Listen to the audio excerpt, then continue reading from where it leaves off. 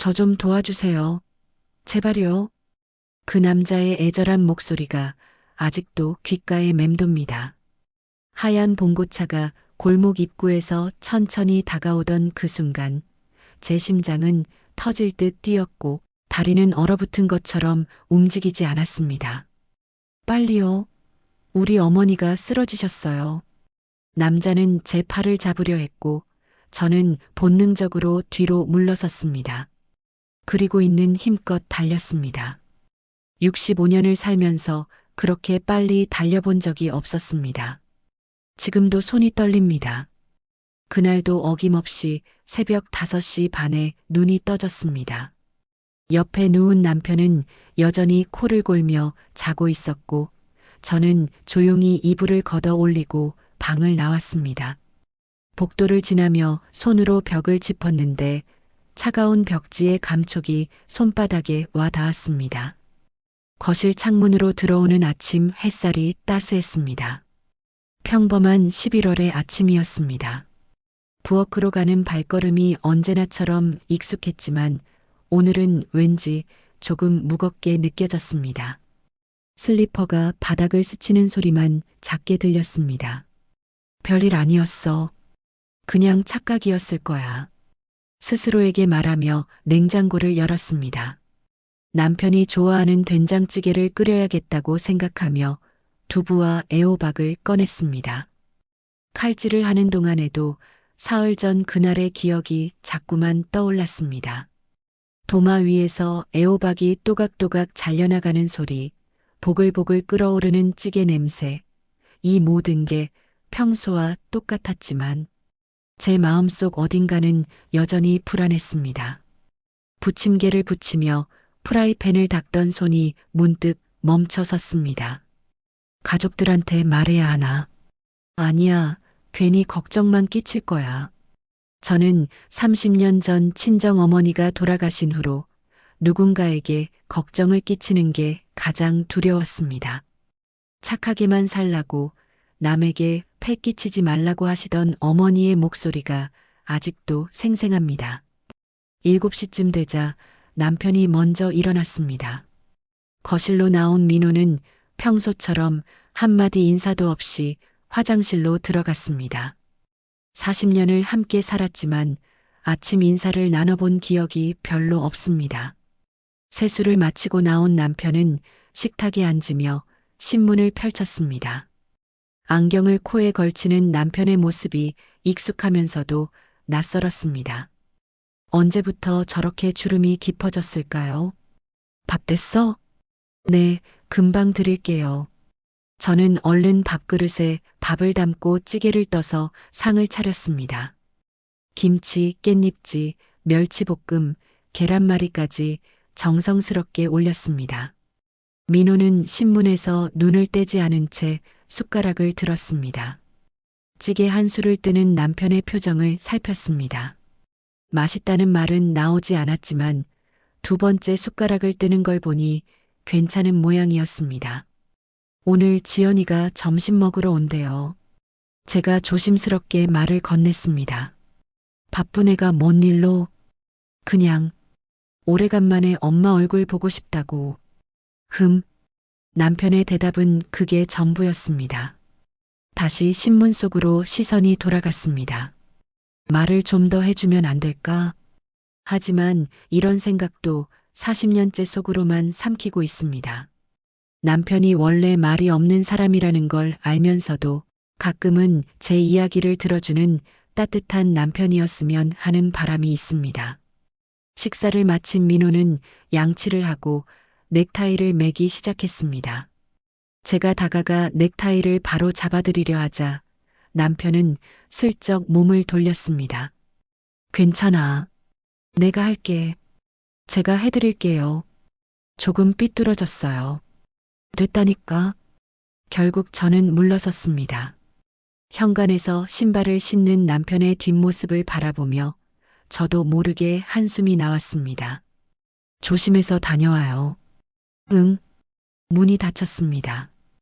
혼자 남은 집은 갑자기 넓고 텅 빈 것처럼 느껴졌습니다.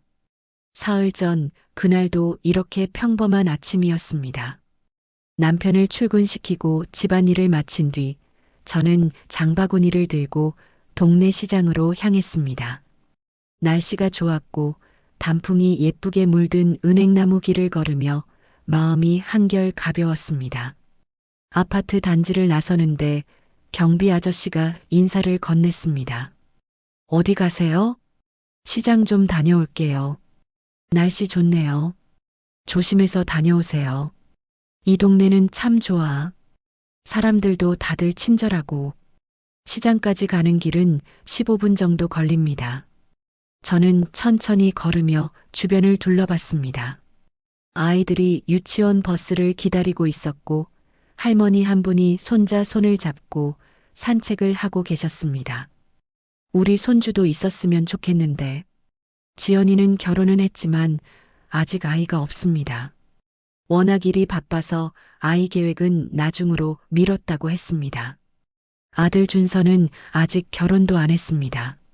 시장 입구에 다다랐을 때였습니다. 골목 한쪽에서 중년 남자 한 명이 휴대폰을 들고 당황한 표정으로 서 있는 게 보였습니다. 키가 175cm쯤 되어 보였고 검은색 태 안경을 쓰고 있었습니다. 회색 정장에 깔끔한 구두, 얼핏 보기엔 평범한 회사원 같은 차림이었습니다. 남자가 제 쪽을 보더니 급히 다가왔습니다. 저기, 죄송합니다. 혹시 잠깐만 도와주실 수 있을까요? 네, 무슨, 제가 지금 급하게 어머니를 병원에 모셔가야 하는데 휴대폰 배터리가 나가서 택시도 못 부르고 혹시 차 있으시면 5분만 병원까지 좀 태워주실 수 있을까요? 정말 급합니다. 남자의 목소리는 떨리고 있었고 얼굴에는 진짜 다급함이 가득했습니다.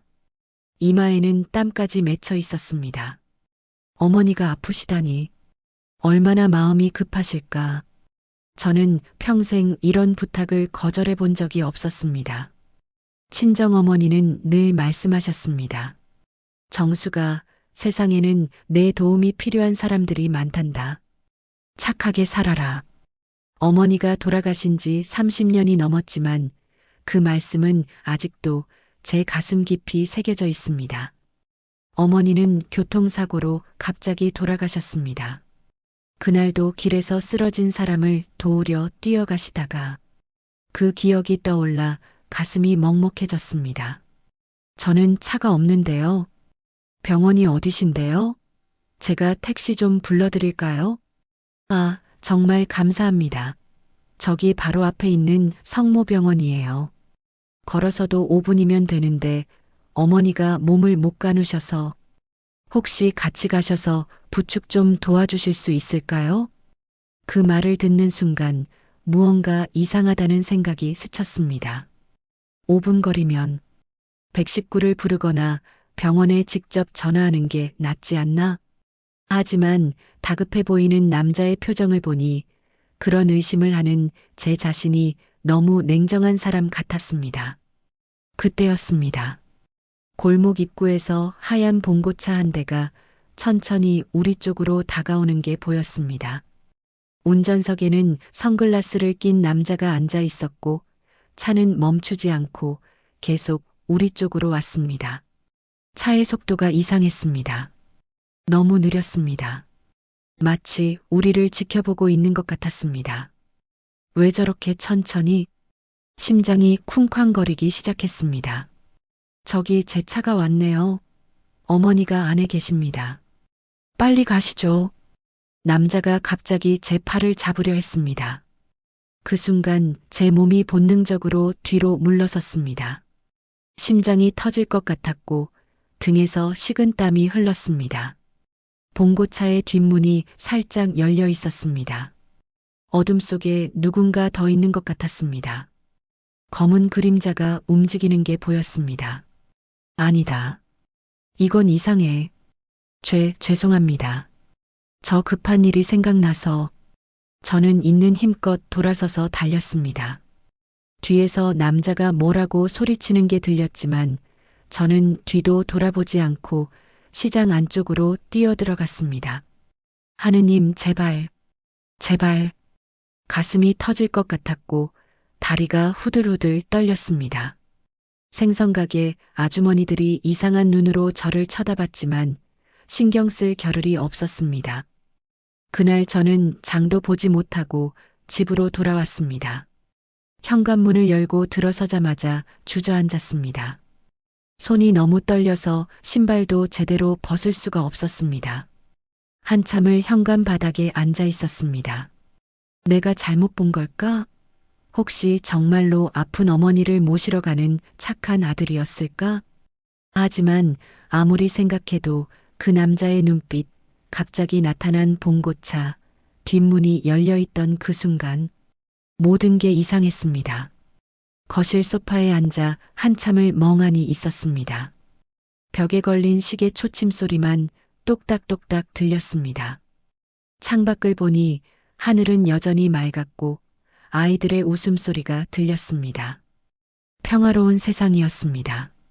하지만 제 안에서는 무언가 무너지고 있었습니다. 남편한테 말해야 하나? 아니면 지연이한테? 하지만 입이 떨어지지 않았습니다. 엄마가 또 이상한 사람한테 속을 뻔했네. 조심하라고 맨날 말하잖아요. 왜 그렇게 누구한테나 착하게 굴어요? 딸 지연이가 할 말이 뻔히 들렸습니다.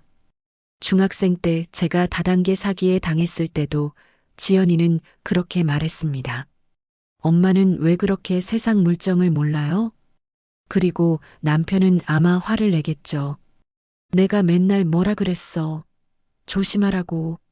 저는 서랍장으로 가서 친정 어머니가 남기신 십자가 목걸이를 꺼냈습니다. 낡은 은빛 십자가가 손바닥 위에서 반짝였습니다. 어머니의 체온이 아직도 남아있는 것 같았습니다. 엄마가 말씀하신 대로 착하게 살려고 했는데 이게 맞는 걸까요? 그날 저녁 식탁에 둘러앉은 우리 부부는 말없이 밥을 먹었습니다. 저는 고등어를 뒤집으며 슬쩍 남편의 얼굴을 쳐다봤습니다. 인상을 찌푸린 채 뉴스를 보고 있는 민호의 옆얼굴이 평소보다 더 무뚝뚝해 보였습니다. TV에서는 사기 피해에 대한 뉴스가 나오고 있었습니다. 요즘 노인들을 상대로 한 사기가 늘고 있다는데 조심해야 해. 남편이 갑자기 말했습니다. 네. 특히 길에서 도와달라고 하는 사람들 조심해야 돼. 심장이 철렁 내려앉았습니다. 말을 해볼까? 여보. 응. 오늘. 아니 사실은 사흘 전에. 왜? 민호가 TV에서 눈을 떼지 않은 채 물었습니다. 아니에요. 별거 아니에요. 별거 아니면 왜 말을 꺼내? 그냥 날씨가 춥다는 얘기였어요. 그래. 감기 조심해. 그렇게 대화는 끝났습니다. 역시 안 되겠어. 괜히 걱정만 끼치고 잔소리만 들을 텐데. 저는 고등어를 남편 앞으로 밀어드리고 조용히 밥을 먹었습니다. 목구멍으로 밥이 넘어가지 않았지만 그래도 끝까지 숟가락을 들었습니다. 사흘이 지난 오늘 딸 지연이가 점심을 먹으러 온다고 했습니다. 저는 이른 아침부터 부엌에서 분주했습니다. 지연이가 좋아하는 김치찌개와 동그랑땡, 잡채까지 정성껏 준비했습니다. 한 가지씩 음식을 만들 때마다 딸아이의 어린 시절이 떠올랐습니다. 지연이가 초등학교 다닐 때는 동그랑땡만 보면 눈을 반짝였었는데 11시쯤 현관 초인종이 울렸습니다. 엄마, 나야. 지연이의 목소리가 들렸습니다. 저는 얼른 현관문을 열었습니다. 어머, 우리 딸. 잘 왔어. 얼굴이 좀 피곤해 보이네. 회사 일이 좀 많아서요. 엄마는 잘 지내셨어요? 그럼 엄마가 뭐. 잘 지내지. 지연이는 코트를 벗으며 거실을 둘러봤습니다. 언제나처럼 깔끔하게 정돈된 집안을 보고 안심하는 표정이었습니다. 딸아이의 그 표정이 왠지 서글펐습니다. 마치 제가 혼자서도 잘 살 수 있는지 확인하러 온 것 같았습니다. 엄마, 뭐 해드릴까요? 제가 요즘 바빠서 자주 못 왔는데. 괜찮아. 엄마가 다 준비해놨어. 내가 좋아하는 김치찌개 끓였어. 식탁에 마주 앉아 밥을 먹는 동안 저는 계속 지연이의 얼굴만 쳐다봤습니다. 38살이 된 딸아이지만 제 눈에는 아직도 어린아이 같습니다. 눈가에 잔주름이 생긴 것도, 머리에 하얀 머리카락 몇 가닥이 보이는 것도 마음이 아팠습니다. 이해도 힘들겠지. 회사 일에 집안일에. 지연아, 네, 엄마. 엄마가 사실은 말문이 막혔습니다. 딸의 맑은 눈을 보니 차마 걱정을 끼칠 수가 없었습니다. 왜요, 엄마? 무슨 일 있으세요? 지연이가 숟가락을 내려놓고 저를 똑바로 쳐다봤습니다. 딸아이의 눈에는 걱정이 가득했습니다. 아니야. 그냥 요즘 회사 일은 좀 어때? 아이고, 엄마도 바쁘죠 뭐. 그래도 재밌게 하고 있어요. 밥은 잘 챙겨 먹고 다니니? 네, 엄마. 걱정 마세요. 결국 저는 그날의 일을 말하지 못했습니다. 식사를 마치고 설거지를 하는데 지연이가 옆에서 그릇을 닦아주었습니다. 모녀가 나란히 서서 설거지를 하는 모습이 창문에 비쳤습니다. 엄마, 요즘 아빠는 어떠세요? 뭐, 그냥 그렇지. 아빠가 엄마한테 잘해드려요? 나이 먹으니까 옛날보다는 좀 나아진 것 같아. 거짓말이었습니다. 남편은 변한 게 없었습니다. 하지만 딸아이에게 부모의 불화를 말할 수는 없었습니다. 지연이를 배웅하고 혼자 남은 집은 너무나 조용했습니다. 설거지를 마저 하면서 창밖을 바라봤습니다. 은행나무 잎이 바람에 흩날리고 있었습니다. 평화로운 오후였습니다. 아파트 단지 놀이터에서는 아이들이 뛰어놀고 있었고 벤치에는 할머니들이 모여 앉아 이야기를 나누고 있었습니다. 저 사람들은 다들 행복해 보이는데 나만 왜 이렇게 불안할까? 서랍장으로 가서 다시 한번 친정 어머니의 십자가 목걸이를 꺼냈습니다. 엄마, 엄마는 늘 착하게 살라고 하셨잖아요. 근데 요즘 세상은 너무 무서워요. 착하게 사는 게 틀린 건가요? 눈물이 핑 돌았지만 꾹 참았습니다. 그때 휴대폰이 울렸습니다. 문자 메시지였습니다. 모르는 번호였습니다. 아줌마, 그날 왜 도망갔어요? 우리 어머니 때문에 급했는데. 다음에 또 보면 꼭 도와주세요. 손에서 휴대폰이 떨어질 뻔했습니다. 온몸에 소름이 돋았고 숨이 막혔습니다. 어떻게 내 번호를 알았지? 다시 한번 문자가 왔습니다. 아줌마 혼자 사시죠? 조심하세요. 비명이 나올 뻔했습니다. 저는 휴대폰을 떨어뜨리고 소파에 주저앉았습니다. 온몸이 떨렸습니다. 이 사람들이 나를 지켜보고 있다는 건가? 그날 밤 저는 잠을 이룰 수 없었습니다. 남편이 퇴근하기 전까지 계속 문자 메시지를 들여다봤습니다. 번호를 차단할까도 생각했지만 그러면 더 무서운 일이 벌어질 것 같았습니다. 경찰에 신고해야 하나. 하지만 그저 문자 몇 개로 경찰이 움직여줄까요? 실제로 피해를 입은 것도 아니고 그냥 이상한 사람을 만났다는 것뿐인데 남편이 퇴근하는 소리가 들렸습니다. 현관문이 열리고 민호의 무거운 발걸음이 복도를 지나 거실로 들어왔습니다. 다녀왔어.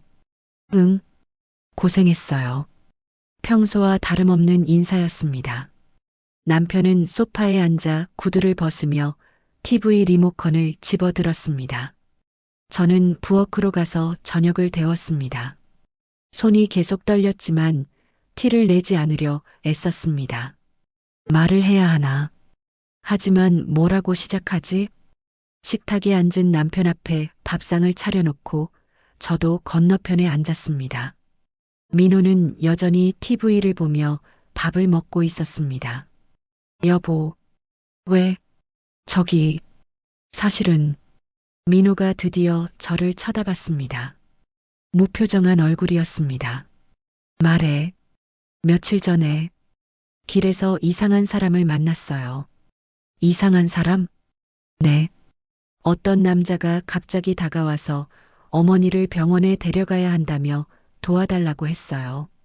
근데 뭔가 이상해서 도망쳤는데, 그래서 민호의 목소리에는 별다른 감정이 없었습니다.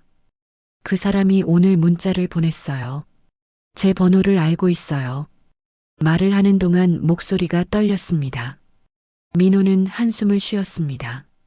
그러니까 내가 맨날 뭐라 그랬어? 길에서 아무한테나 말 걸지 말라고. 네. 당신이 너무 순진해. 세상 사람들이 다 착한 줄 알아? 저는 도와주려다가 당신이 당하면 어떡하려고. 민호의 목소리가 커졌습니다. 화가 난 목소리였습니다.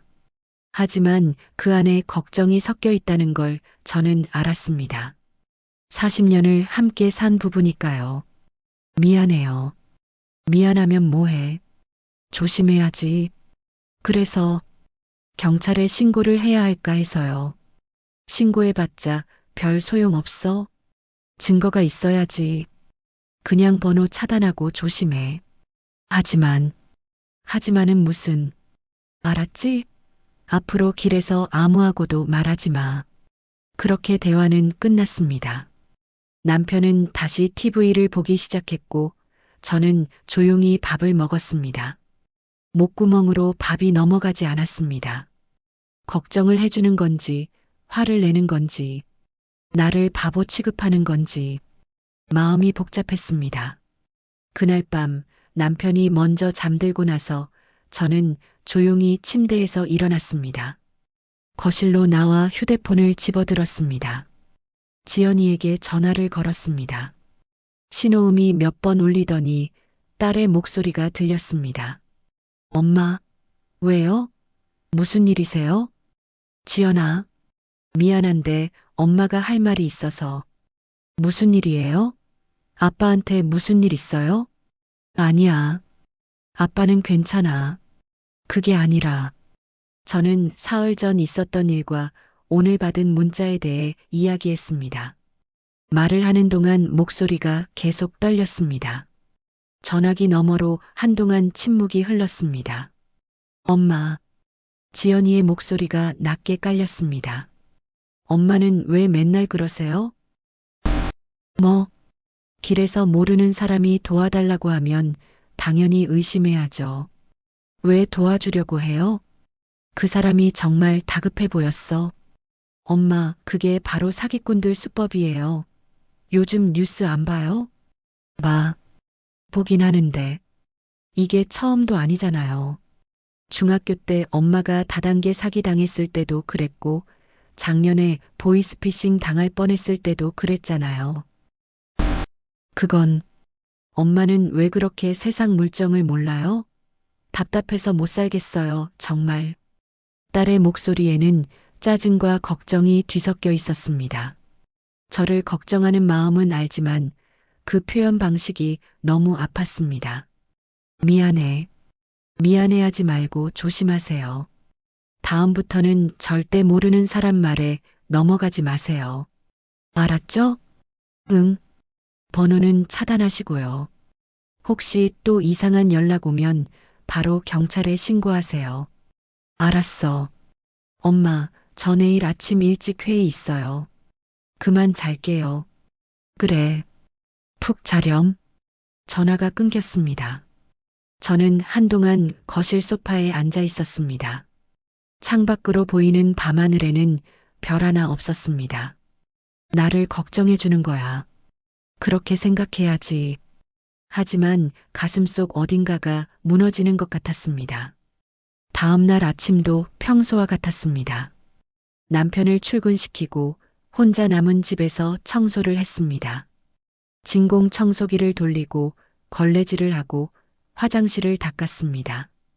손을 움직이는 동안만큼은 생각을 멈출 수 있었습니다. 점심을 먹고 있는데 또 휴대폰이 울렸습니다. 모르는 번호였습니다. 분명 차단했는데 다른 번호로 연락이 온 것입니다. 문자를 열어봤습니다. 아줌마 번호 차단해도 소용없어요. 우리는 아줌마가 어디 사는지 다 알아요. 오늘도 빨래 널었네요. 파란색 이불 예쁘네요. 휴대폰을 떨어뜨렸습니다. 베란다를 보고 있다는 거야? 급히 베란다로 달려갔습니다.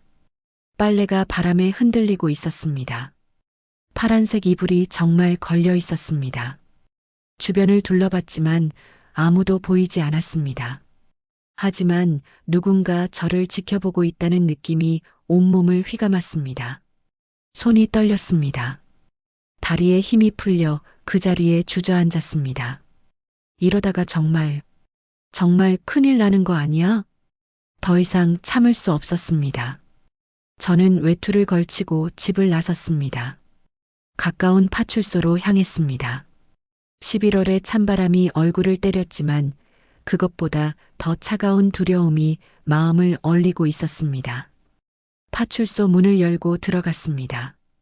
젊은 경찰관이 컴퓨터 앞에 앉아 있었습니다. 어떻게 오셨어요? 저기, 신고를 하려고요. 무슨 일이세요? 저는 며칠 전 있었던 일과 받은 문자들에 대해 설명했습니다. 경찰관은 고개를 끄덕이며 메모를 했습니다. 문자는 아직 가지고 계세요? 네, 여기 있어요. 휴대폰을 보여드렸습니다. 경찰관이 문자들을 확인했습니다. 일단 증거 자료로 스크린샷을 찍어 두시고요.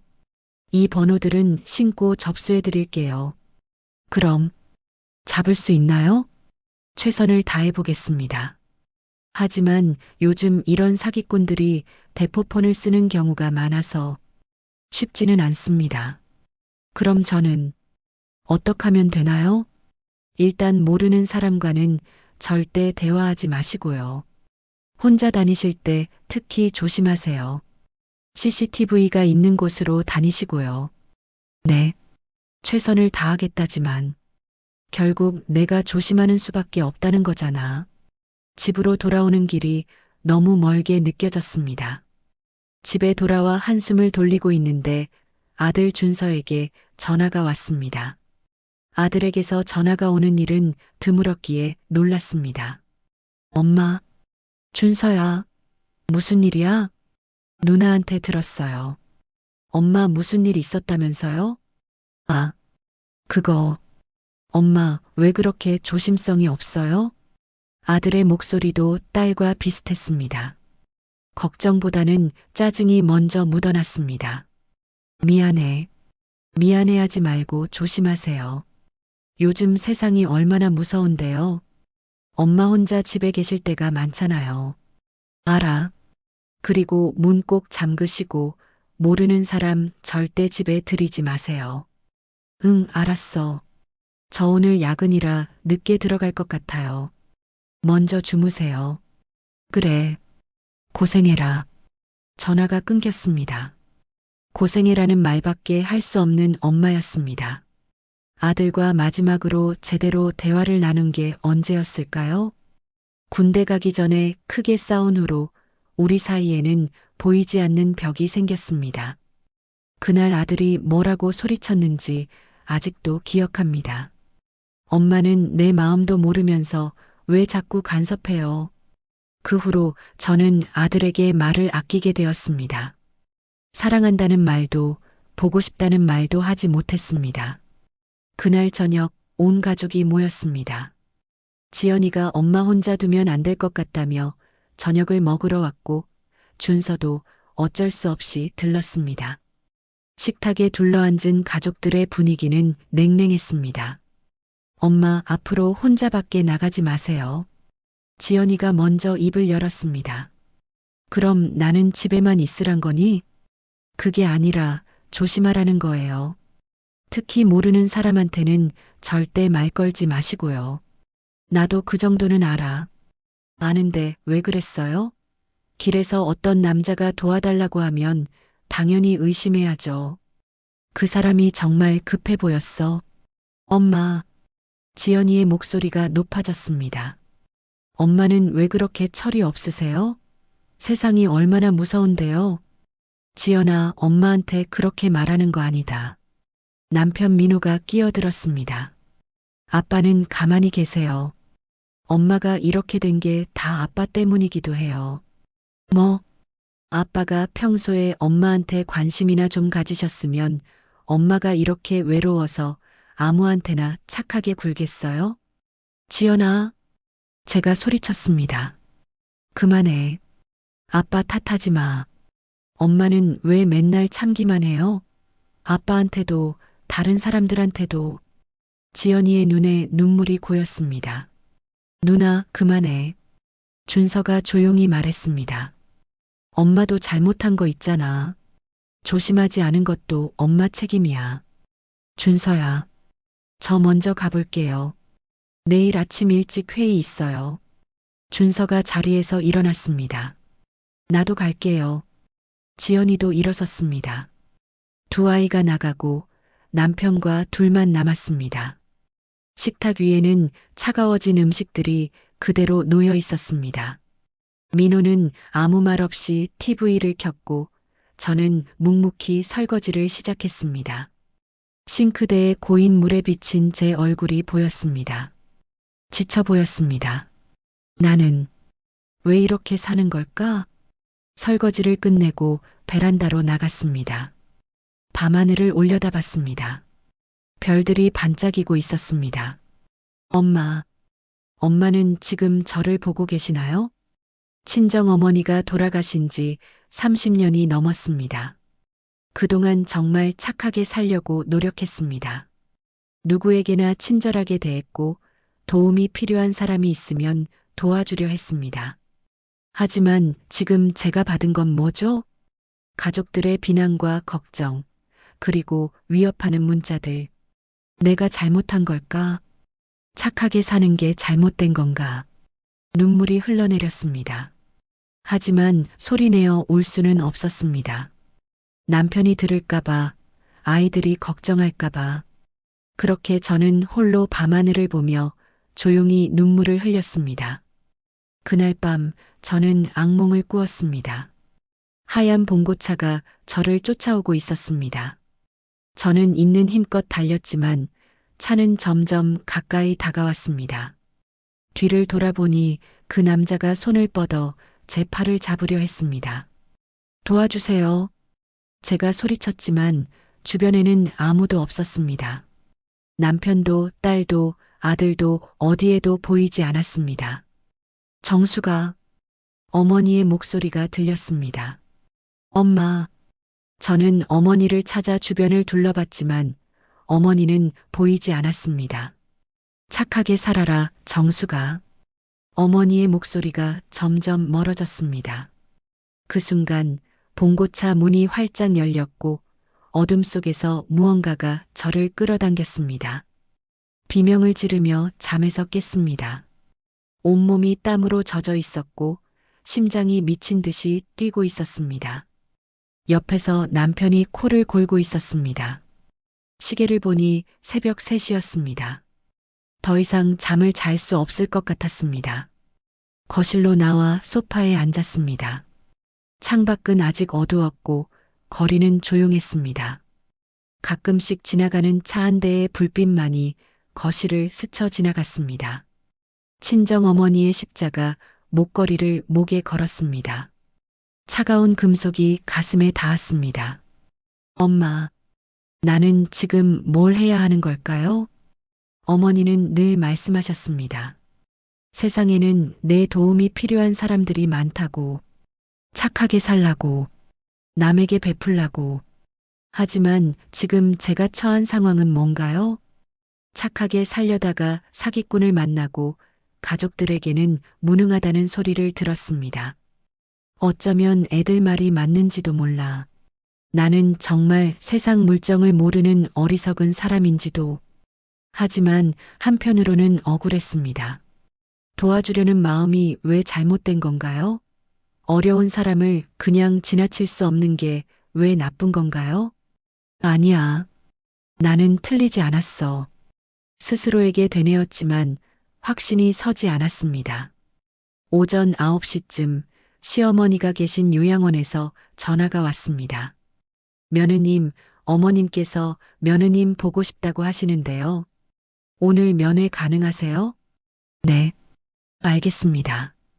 오후에 갈게요. 전화를 끊고 한숨을 쉬었습니다. 시어머니는 올해 90이십니다. 5년 전 남편과 의논 끝에 요양원에 모셨습니다. 치매는 아니지만 거동이 불편하셔서 집에서 모시기가 어려웠습니다. 시어머니와 저는 평생 사이가 좋지 않았습니다. 결혼한 첫날부터 시어머니는 저를 탐탁지 않게 여기셨습니다. 너는 뭐든지 어리버리해 세상 물정을 하나도 몰라 시집살이도 제대로 못해. 40년 동안 들은 말들이었습니다. 하지만 그래도 시어머니였기에 일주일에 한 번은 꼭 면회를 갔습니다. 오늘은 가기 싫은데. 하지만 가야 했습니다. 며느리의 도리였으니까요. 점심을 먹고 요양원으로 향했습니다. 버스를 타고 가는 30분 동안 계속 주변을 살폈습니다. 혹시 누가 저를 따라오는 건 아닌지, 하얀 봉고차가 보이는 건 아닌지, 내가 너무 예민해진 건가. 하지만 그 두려움은 진짜였습니다. 문자 메시지는 계속 왔고, 어제는 오늘 빨간 옷 입으셨네요. 예쁘세요라는 문자까지 받았습니다. 누군가 정말로 저를 지켜보고 있었습니다. 요양원에 도착했습니다. 익숙한 복도를 지나 시어머니 방으로 향했습니다. 노인들의 기침소리, 간호사들의 발자국 소리, 어디선가 들려오는 TV 소리. 모든 게 익숙했습니다. 시어머니 방 문을 두드렸습니다. 어머니, 저예요. 들어와. 문을 열고 들어가니 시어머니가 침대에 앉아 계셨습니다. 90세의 나이지만 눈빛만큼은 여전히 날카로웠습니다. 왔니? 네, 어머니. 좀 어떠세요? 뭐? 그렇지. 늙은이가 어디 좋을 게 있나? 저는 가져온 과일을 탁자 위에 놓았습니다. 시어머니가 좋아하시는 사과와 배였습니다. 사과 깎아드릴까요? 그래. 저는 칼을 들고 사과를 깎기 시작했습니다. 사과 껍질이 길게 이어지며 떨어졌습니다. 너 요즘 무슨 일 있니? 시어머니의 갑작스러운 질문에 손이 멈췄습니다. 아니요, 별일 없어요. 거짓말. 얼굴에 다 써 있어. 말해봐. 무슨 일이야? 시어머니의 목소리에는 평소와 달리 부드러움이 묻어났습니다. 저는 잠시 망설이다가 결국 지난 며칠간 있었던 일들을 털어놓았습니다. 길에서 만난 남자, 문자 메시지들, 가족들의 반응까지. 시어머니는 말없이 듣고 계셨습니다. 사과를 다 깎아드리고 나서 시어머니가 입을 열었습니다. 정수가. 네, 어머니. 나도 너처럼 당할 뻔한 적 있어. 네. 40년 전쯤이었나. 시장에서 어떤 여자가 아이를 잃어버렸다며 도와달라고 했어. 나는 착한 마음에 같이 아이를 찾아다녔지. 그런데 골목으로 들어가는 순간 이상한 남자들이 나타나더라고. 시어머니의 목소리가 떨렸습니다. 다행히 지나가던 사람이 있어서 도망칠 수 있었어. 그 후로 나는 아무도 믿지 않기로 했지. 그래서 너한테 그렇게 말한 거야. 어리버리하다고, 세상 물정 모른다고. 너가 나처럼 당할까봐 걱정돼서. 어머니, 근데 내 말투가 너무 모질었나 봐. 미안하다, 정수가. 시어머니의 눈가에 눈물이 맺혔습니다. 90세 노인의 눈물이었습니다. 저도 눈물이 났습니다. 아니에요, 어머니.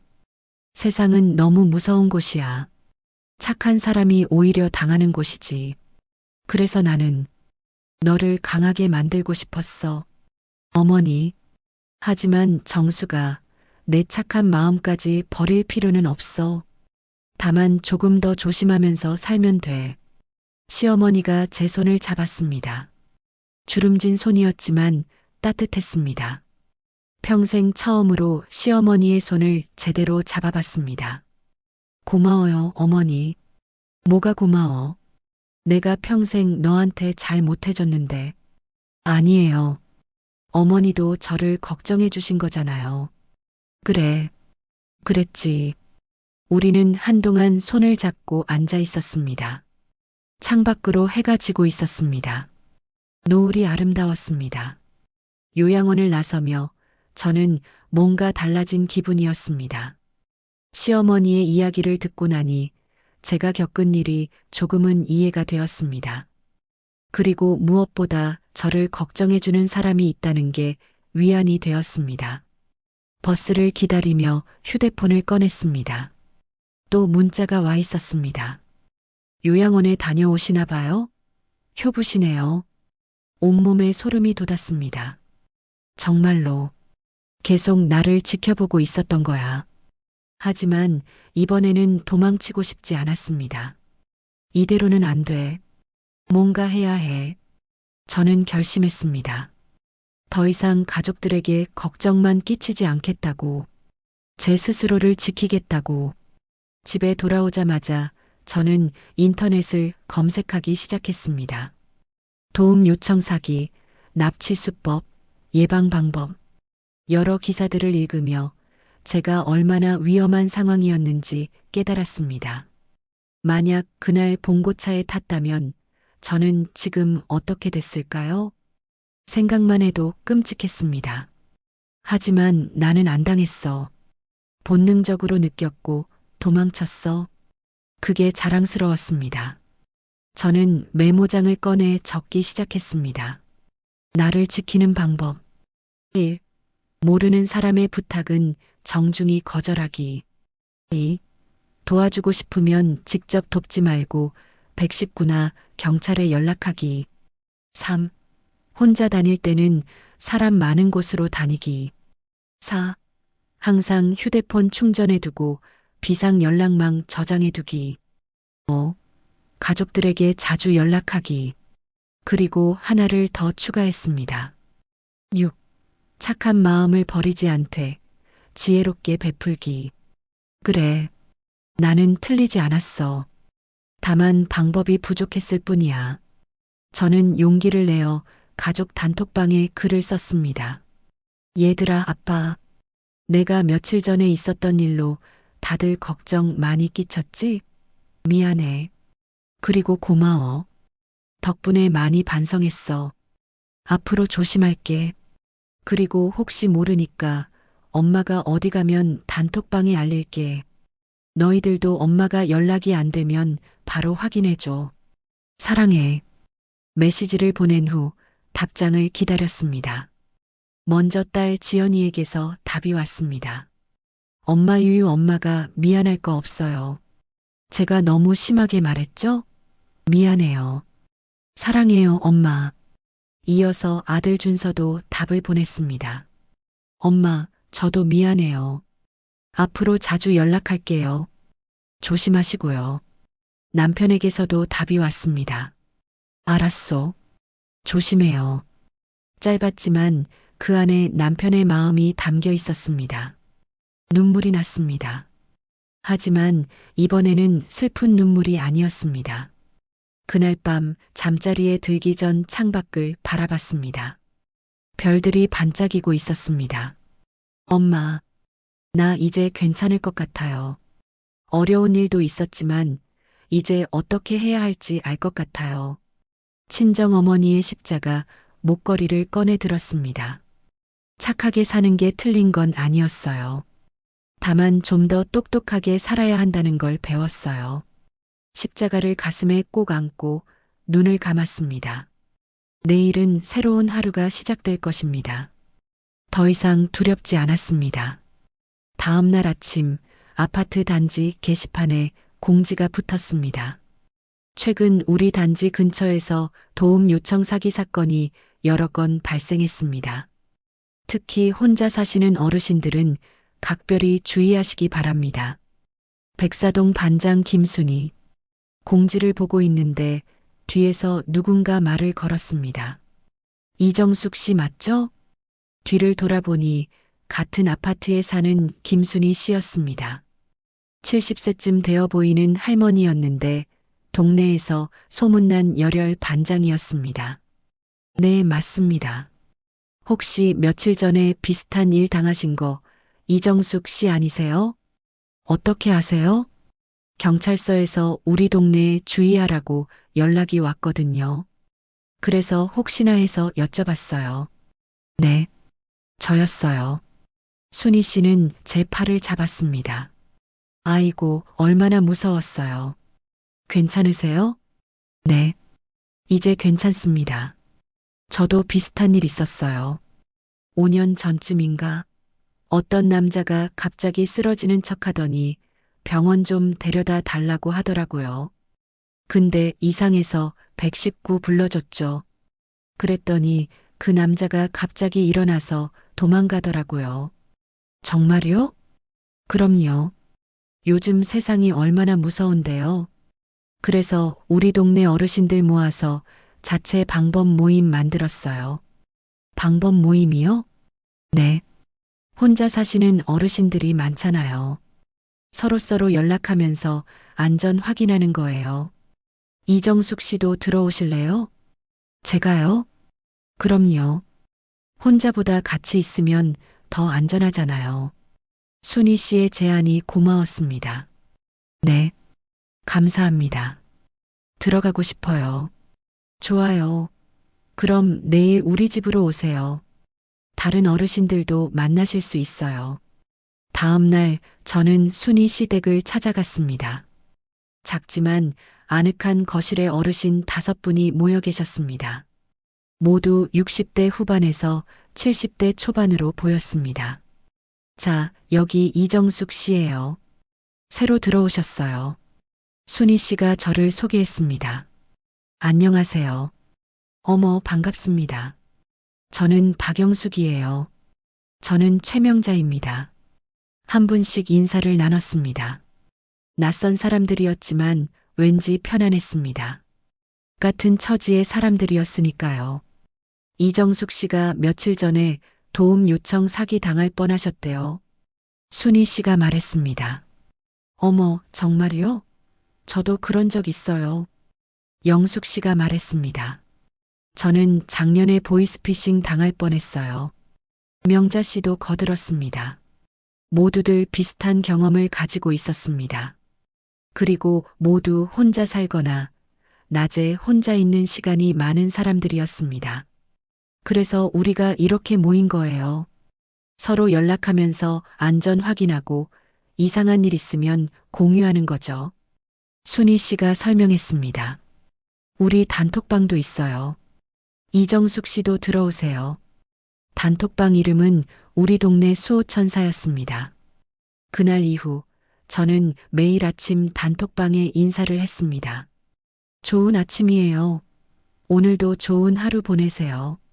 그러면 어르신들이 하나둘씩 답을 보냈습니다. 아침 드셨어요? 오늘 날씨 좋네요. 시장 다녀올게요. 누구 필요한 거 있으세요? 작은 대화들이었지만 마음이 따뜻해졌습니다. 혼자가 아니라는 느낌이 들었습니다. 일주일에 한 번은 함께 모여서 차를 마시며 이야기를 나눴습니다. 집안 이야기, 자식 이야기, 요즘 걱정거리들. 우리 딸이 요즘 회사 일로 스트레스 받는다고 하더라고요. 제가 말했습니다. 자식 걱정이 끝이 없죠. 우리 아들도 마찬가지예요. 영숙 씨가 공감했습니다. 근데 이정숙 씨, 그 사기꾼들 잡혔어요? 순희 씨가 물었습니다. 아직이요. 경찰이 수사 중이래요. 문자는 또 오나요? 가끔 와요. 근데 이제는 덜 무서워요. 여러분이 있으니까. 진심이었습니다. 어느 날 저녁 남편 민호가 퇴근하고 물었습니다. 당신 요즘 뭔가 달라진 것 같은데? 그래요? 뭐가요? 표정이 밝아졌어. 정말요? 응. 무슨 좋은 일 있어? 남편이 제 얼굴을 쳐다봤습니다. 오랜만에 제대로 쳐다보는 것 같았습니다. 동네 어르신들하고 친해졌어요. 같이 모임도 하고 그래요. 그래, 좋네. 집에만 있는 것보다 낫지. 네. 그리고 여보. 응? 감사해요. 나 걱정해줘서. 민호는 잠시 멈칫하더니 어색하게 웃었습니다. 뭘, 당연한 거지. 그리고 덧붙였습니다. 조심해서 다녀. 짧은 대화였지만 마음이 따뜻해졌습니다. 주말에 딸 지연이가 집에 왔습니다. 엄마, 뭔가 좋은 일 있으세요? 표정이 밝으셔요. 그래, 내가 아빠 똑같은 말을 하네. 진짜 뭐 좋은 일 있어요? 동네 어르신들하고 친해져서 모임하고 그래. 와, 진짜요? 엄마가 친구 만드시다니. 지연이가 기뻐했습니다. 엄마, 그거 진짜 좋은 일이에요. 혼자 계시는 것보다 훨씬 나아요. 그치? 나도 그래서 좋아. 엄마 친구분들한테 인사드리고 싶다. 다음에 제가 갈게요. 그래, 우리 딸도 인사시켜 줄게. 모처럼 딸과 편안한 대화를 나눴습니다. 하지만 평화는 오래가지 않았습니다. 어느 날 저녁 저는 순희 씨와 함께 시장에 다녀오고 있었습니다. 오늘 생선이 싱싱하더라고요. 그러게요. 저도 몇 마리 샀어요. 우리는 이야기를 나누며 걷고 있었습니다. 그때 골목 모퉁이에서 익숙한 하얀 봉고차가 나타났습니다. 심장이 멎는 것 같았습니다. 순희 씨, 왜요? 저 차, 저 차예요. 순희 씨가 즉시 알아챘습니다. 뛰어요. 우리는 있는 힘껏 달렸습니다. 다행히 사람들이 많은 대로로 나올 수 있었습니다. 봉고차는 멀찌감치 서 있다가 사라졌습니다. 괜찮아요? 순희 씨가 제 등을 두드렸습니다. 네. 무서워요. 당연히 무섭죠. 근데 혼자였으면 어쩔 뻔했어요. 다행히 같이 있었네요. 정말 감사해요, 순희 씨. 뭐가 감사해요. 우리 가족이잖아요. 가족. 그 말이 가슴에 와 닿았습니다. 그날 즉시 경찰에 신고했습니다. 이번에는 순희 씨도 함께 증언했고 봉고차의 번호판 일부도 기억해냈습니다. 이번에는 확실한 증거가 있으니까 수사를 강화하겠습니다. 경찰이 말했습니다. 그리고 혹시 모르니까 당분간 순찰을 강화하겠습니다. 두 분도 조심하세요.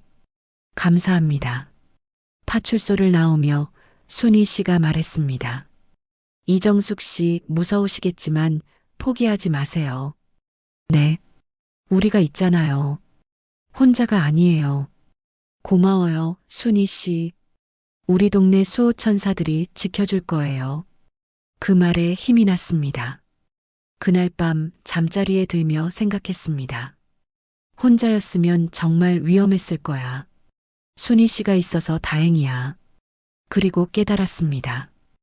혼자서는 약하지만 함께하면 강해질 수 있다는 것을. 친정 어머니의 십자가 목걸이를 만지작거렸습니다. 엄마, 착하게 사는 것도 중요하지만 함께 사는 것도 중요하다는 걸 배웠어요. 내일은 우리 동네 수호천사 모임이 있는 날입니다. 더 이상 혼자가 아니었습니다. 며칠 후 아들 준서에게서 전화가 왔습니다. 엄마, 저예요.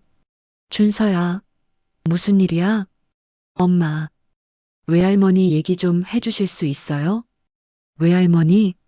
갑작스러운 질문에 당황했습니다. 네. 엄마가 외할머니에 대해 말씀하신 적이 거의 없잖아요. 근데 문득 궁금해서요. 왜 갑자기? 그냥 엄마가 요즘 겪고 있는 일들을 보면서 외할머니 생각이 났어요. 가슴이 먹먹해졌습니다.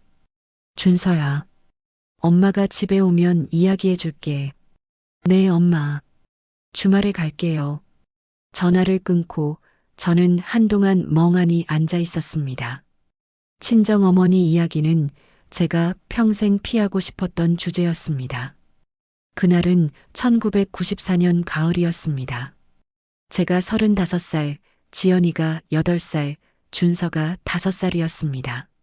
친정어머니는 65세셨고 여전히 건강하셨습니다. 매일 새벽 시장에 나가 작은 반찬 가게를 운영하셨습니다. 그날도 평범한 날이었습니다. 저는 아이들을 유치원과 학교에 보내고 집안일을 하고 있었습니다.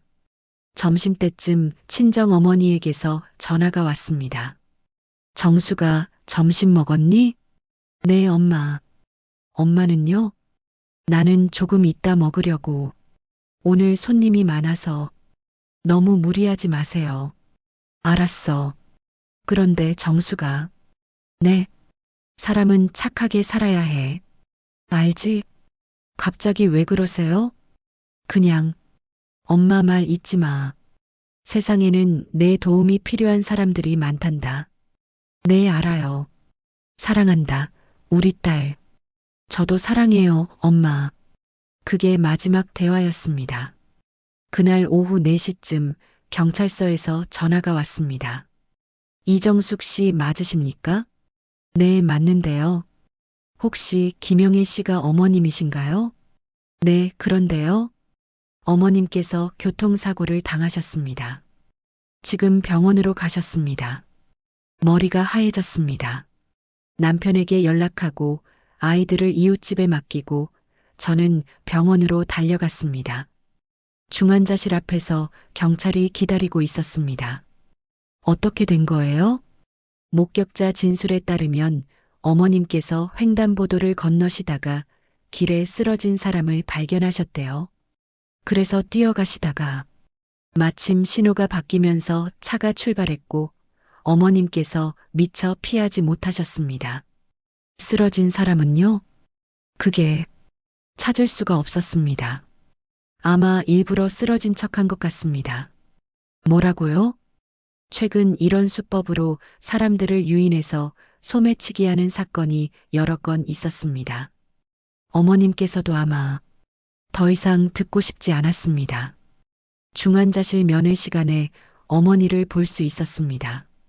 온몸에 관과 기계가 연결되어 있었습니다. 엄마, 어머니는 가까스로 눈을 뜨셨습니다. 정수가, 네, 엄마. 제가 왔어요. 미안하다. 무슨 말씀이세요? 엄마가 왜 미안해요? 엄마가 조심했어야 하는데. 괜찮아요. 엄마는 아무 잘못 없어요. 어머니의 손을 꼭 잡았습니다. 차가웠습니다. 정수가, 엄마 말 기억해. 네, 엄마. 착하게 살아라. 남 도우며 살아. 네, 엄마. 약속할게요. 그리고 내 탓 아니야. 엄마가 선택한 거야. 엄마, 사랑한다. 우리 딸. 그게 마지막이었습니다. 어머니는 그날 밤 돌아가셨습니다.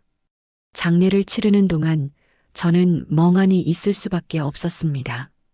엄마가 남을 도우려다가 돌아가셨다. 그 사실이 저를 평생 괴롭혔습니다. 내가 엄마한테 조심하라고 말했어야 했는데, 내가 엄마를 말렸어야 했는데, 그 죄책감은 30년이 지난 지금까지 저를 따라다녔습니다. 그래서 저는 어머니의 말씀을 더욱 지키려 했습니다. 착하게 살라고 남을 도우라고 하신 말씀을 어머니가 그렇게 살다가 돌아가셨기에 저라도 그렇게 살아야 한다고 생각했습니다. 하지만 그게 저를 더 힘들게 만들었습니다. 주말이 되었습니다. 아들 준서와 딸 지연이 모두 집에 왔습니다. 남편도 함께 거실에 앉았습니다. 엄마, 외할머니 이야기해 주세요. 준서가 조심스럽게 말했습니다. 그래, 엄마. 저도 듣고 싶어요. 엄마가 외할머니에 대해 거의 말씀 안 하셨잖아요. 지연이도 거들었습니다. 저는 긴 한숨을 쉬었습니다. 알았어. 이야기해 줄게. 그리고 30년 만에 처음으로 그날의 이야기를 꺼냈습니다. 친정어머니가 어떤 분이셨는지, 어떻게 돌아가셨는지, 마지막 말씀이 무엇이었는지, 말을 하는 동안 눈물이 멈추지 않았습니다. 지연이도 울고 있었고 준서도 눈가가 붉어졌습니다. 엄마, 그래서 엄마가 그렇게 남 도우려고 하셨던 거예요? 지연이가 물었습니다. 응, 외할머니가 그렇게 살다가 돌아가셨으니까 엄마라도 그렇게 살아야 한다고 생각했어. 엄마, 근데 며칠 전에 나도 똑같은 일을 당할 뻔했잖아. 그때 깨달았어. 외할머니도 이런 기분이셨을 거라고. 어떤 기분이요? 도와주고 싶은데 뭔가 이상한 느낌. 하지만 그냥 지나칠 수 없는 마음. 남편 민호가 입을 열었습니다. 여보, 응? 나도 몰랐어. 장모님이 그렇게 돌아가신 줄. 당신한테 말 안 했나 봐. 왜 말 안 했어? 40년을 같이 살면서 말하면 더 아플 것 같아서.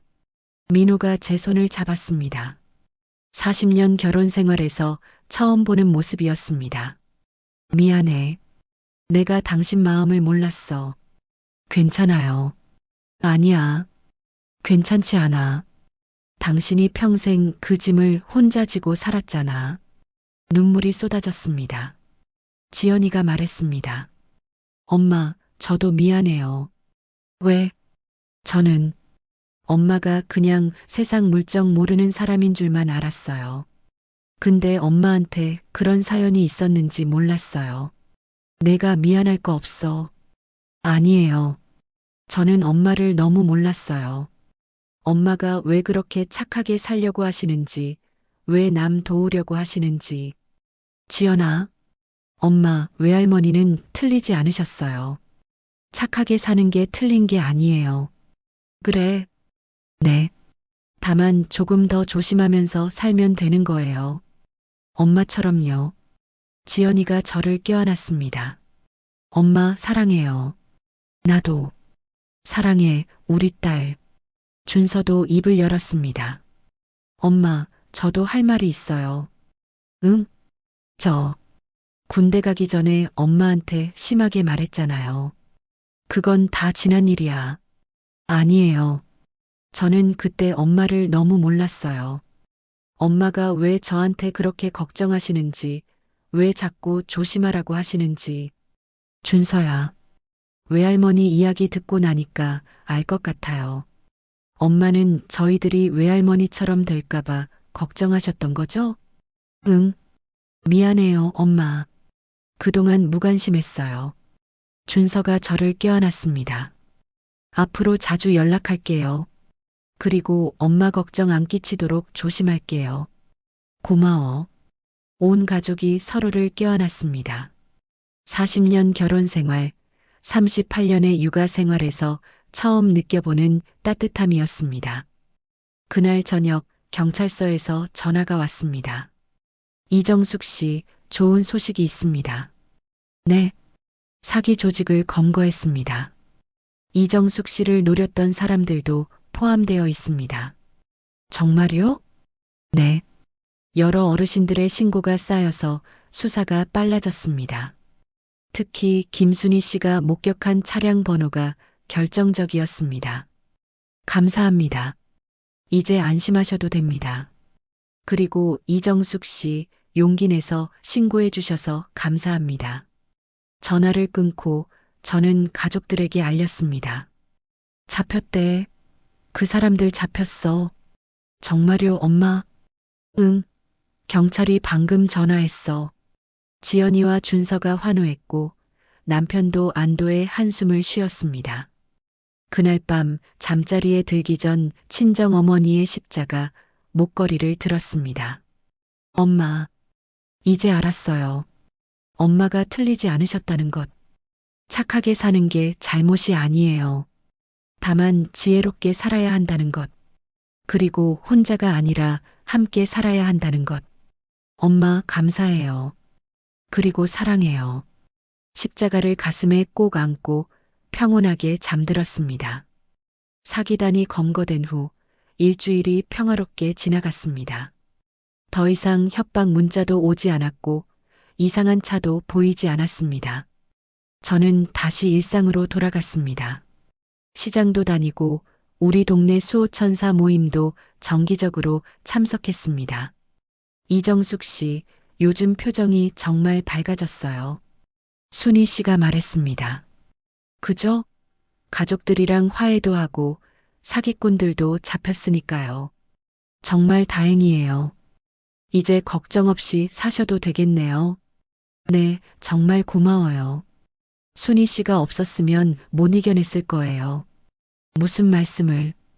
우리 가족이잖아요. 하지만 평화는 오래가지 않았습니다. 경찰이 검거한 사기 조직은 3명이었습니다. 하지만 실제로는 4명이 활동하고 있었고 1명이 빠져나갔습니다.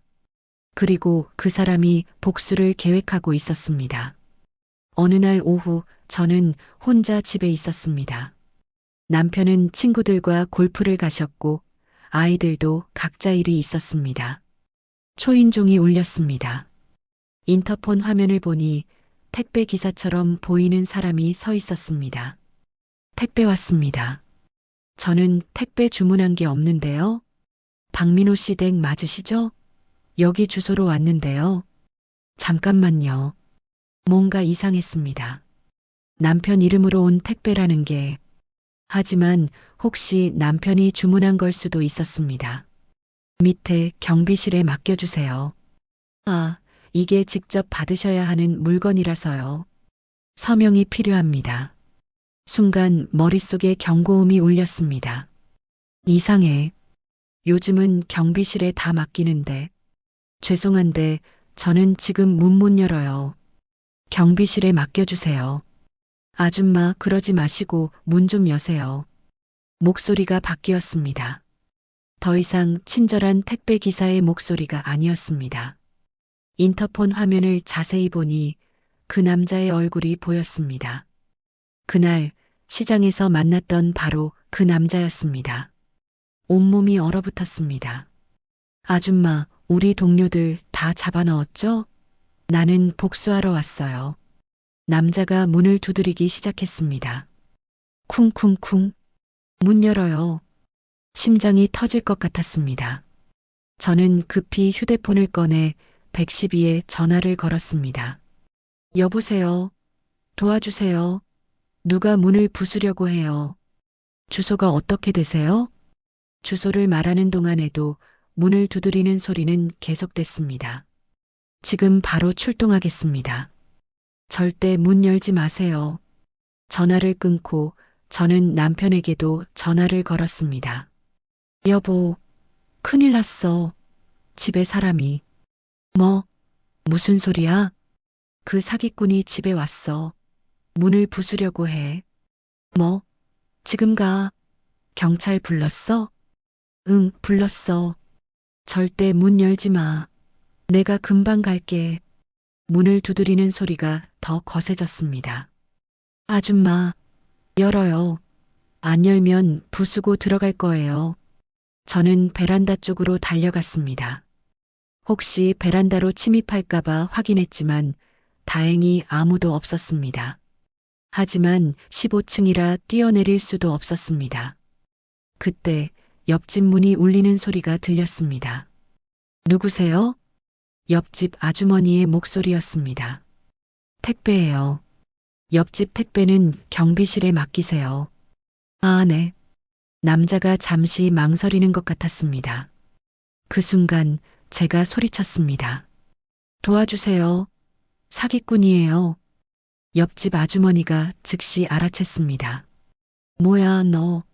지금 경찰 오고 있어. 남자가 당황하는 기색이 역력했습니다. 아, 아니에요. 제가 그냥 경비실 아저씨 15층에 이상한 사람 있어요. 아주머니가 인터폰으로 경비실에 연락했습니다.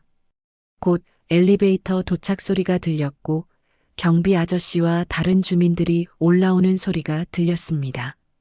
거기서 경비 아저씨의 목소리가 들렸습니다. 남자가 계단으로 도망가는 발소리가 들렸습니다. 몇 분 후 경찰이 도착했습니다. 남자는 1층에서 잡혔습니다. 도망가다가 아파트 경비원들과 주민들에게 둘러싸여 꼼짝없이 붙잡힌 것입니다. 경찰이 제 집 문을 두드렸습니다. 이정숙 씨, 괜찮으세요? 경찰입니다. 문을 열자 경찰관이 들어왔습니다. 범인은 검거했습니다. 이제 안전합니다. 그제야 저는 주저앉았습니다. 다리에 힘이 하나도 없었고 온몸이 떨렸습니다. 괜찮으세요? 네. 아니에요. 너무 무서웠어요. 눈물이 쏟아졌습니다. 남편이 가장 먼저 도착했습니다. 여보, 남편이 저를 끌어안았습니다. 40년 결혼 생활에서 처음으로 남편이 저를 그렇게 꼭 안았습니다. 괜찮아? 다친 데 없어? 응, 괜찮아. 미안해. 내가 집에 있었어야 하는데. 아니야. 괜찮아. 이어서 지연이와 준서도 도착했습니다. 엄마, 괜찮으세요? 두 아이가 저를 껴안았습니다. 응, 괜찮아. 엄마 괜찮아. 하지만 계속 눈물이 흘렀습니다. 무서웠던 것도 있었지만 가족들이 이렇게 달려와 준 것이 감동이었습니다. 순희 씨와 다른 우리 동네 수호천사 어르신들도 달려왔습니다. 이정숙 씨, 괜찮아요? 네. 다들 감사해요. 옆집 아줌마가 빨리 알아채서 다행이에요. 옆집 아주머니도 왔습니다. 정숙 씨, 놀라셨죠? 괜찮으세요? 네. 아주머니 덕분에 살았어요. 정말 고마워요. 무슨 말씀을요? 이웃끼리 당연한 거죠. 집안이 사람들로 가득 찼습니다. 가족들, 이웃들, 경찰들, 모두가 저를 걱정해주고 있었습니다. 나는 혼자가 아니구나. 경찰의 권유로 병원에 가서 검사를 받았습니다. 다행히 다친 곳은 없었지만 심리적 충격이 컸기에 상담을 받는 것이 좋겠다고 했습니다. 진료실에서 의사가 물었습니다. 많이 놀라셨죠? 네. 아직도 손이 떨려요. 당연합니다. 이런 일을 겪으면 누구나 그래요. 제가 이상한 건가요? 남을 도우려다가 이런 일을 당하는 게 아니요. 환자분은 전혀 이상하지 않습니다. 오히려 착한 마음을 가진 분이죠. 하지만 다만 앞으로는 조금 더 조심하시면 됩니다. 도움을 주는 방법에도 여러 가지가 있으니까요. 네. 그리고 환자분, 혼자가 아니라는 거 아시죠? 네. 이제 알아요. 가족도 있고, 이웃도 있고, 경찰도 있습니다. 도움이 필요하면 언제든 요청하세요. 감사합니다. 병원을 나서며 남편이 제 손을 잡았습니다. 40년 만에 처음으로 남편과 손을 잡고 걸었습니다. 여보, 응?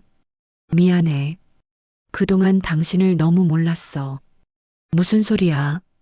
당신이 얼마나 힘들게 살았는지, 얼마나 외로웠는지. 나는 몰랐어. 괜찮아. 아니야. 괜찮지 않아. 앞으로 잘할게. 고마워. 남편의 손이 따뜻했습니다. 그날 밤 집에 혼자 있었습니다. 남편은 커피를 사러 나가셨습니다. 거실 소파에 앉아 창밖을 바라봤습니다. 밤하늘에 별들이 반짝이고 있었습니다. 오늘 정말 큰일 날 뻔했어. 하지만 혼자가 아니었어. 옆집 아주머니도, 경비 아저씨도, 이웃들도 모두가 날 도와줬어. 그리고 가족들도 달려왔어. 나는 혼자가 아니야. 친정 어머니의 십자가 목걸이를 꺼냈습니다. 엄마, 오늘 정말 무서웠어요. 하지만 엄마가 지켜주셨죠? 그리고 많은 사람들이 저를 지켜줬어요. 이제 알았어요. 혼자 착하게 사는 게 아니라 함께 착하게 사는 거라는 걸. 눈물이 흘렀습니다. 하지만 이번에는 두려움의 눈물이 아니었습니다. 감사함의 눈물이었습니다. 다음 날 아침 저는 평소보다 일찍 일어났습니다. 어제의 일이 악몽처럼 느껴졌지만 동시에 뭔가 달라진 기분이었습니다. 남편도 일찍 일어나 거실에 나와 있었습니다. 일찍 일어났네. 응, 잠이 안 와서. 나도. 어제 일 때문에. 우리는 마주보며 쓸쓸히 웃었습니다. 커피 마실래? 응, 고마워. 남편이 직접 커피를 내려주었습니다. 40년 결혼 생활에서 처음 있는 일이었습니다. 여보, 오늘 회사 쉴까? 괜찮아. 가야지. 하지만 당신이 옆에 있어줘서 괜찮아. 고마워. 남편이 제 손을 잡았습니다. 저녁에 온 가족이 모였습니다.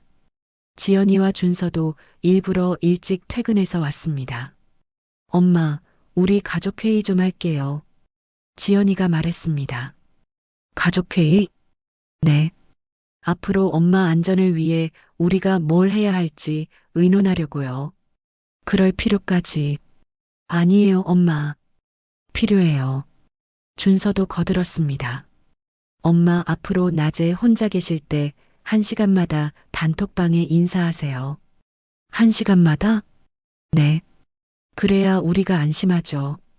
그리고 어디 가실 때마다 위치 공유해 주세요. 지연이가 덧붙였습니다. 위치 공유? 네. 스마트폰으로 할 수 있어요. 제가 설정해 드릴게요. 그리고 집 현관에 CCTV도 달아야 할 것 같아요. 준서가 말했습니다. 얘들아, 너무 과한 거 아니야? 남편이 끼어들었습니다. 아니에요, 아빠. 엄마 안전이 제일 중요해요. 그래도, 여보, 괜찮아. 애들 말대로 하자. 제가 말했습니다. 그래. 그럼 그렇게 하자. 며칠 후, 시어머니가 계신 요양원에서 전화가 왔습니다. 며느님, 어머님께서 급하게 보고 싶다고 하세요. 지금요? 네. 뭔가 할 말씀이 있으신 것 같은데 며느님 아니면 안 된다고 하세요. 알겠습니다. 바로 갈게요. 요양원으로 가는 길 마음이 불안했습니다. 어머니한테 무슨 일이 생긴 건 아니겠지? 시어머니 방에 들어가니 시어머니가 침대에 앉아 계셨습니다. 평소보다 안색이 좋지 않아 보였습니다. 어머니, 괜찮으세요? 정수가 앉아라. 네. 시어머니는 한동안 말없이 저를 바라보셨습니다. 너 며칠 전에 큰일 날 뻔했다며? 어떻게 하셨어요? 민호가 왔다 갔어. 울면서. 예비가 울었어요? 그래. 40년 만에 처음 보는 모습이더라. 당신이 얼마나 무서웠을지, 얼마나 외로웠을지 이제야 알겠다고. 정수가. 네, 어머니. 내가 평생 너한테 못되게 군 거 다 알지? 어머니, 변명하지 않을게.